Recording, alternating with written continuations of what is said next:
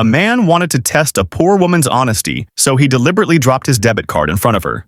The woman placed her pack of chips on the ground, picked up the debit card, and ran after the man to return it. Meanwhile, another man stole the pack of chips and walked away. The poor woman, holding all the cards, eventually reached the man's house. When she knocked, the man's maid opened the door and asked, "What do you want?" The woman replied, "I need to meet your master and return his cards." The greedy maid said, "Give me the cards. The master isn't home." But in reality, the master was secretly watching everything. The poor woman handed over all the cards to the maid and even wrote a note on a piece of paper. "I have returned your cards." She gave the note to the maid and left. When the maid went back inside, the master asked, "Who was at the door?" The maid replied, "A beggar woman came asking for charity." Later, when the master stepped outside, he found the woman's note and read it.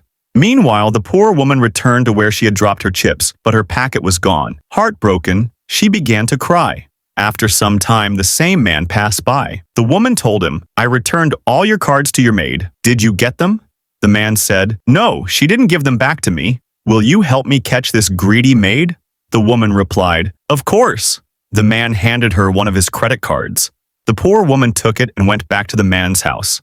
The maid opened the door and asked, "What do you want now?" The poor woman said, "One of your master's cards was still with me." The greedy maid quickly snatched the card and went inside. This time, however, the master caught her red-handed.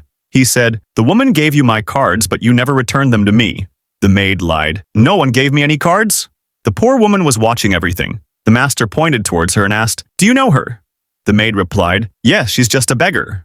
The master said, "She gave you my cards, but you kept them for yourself."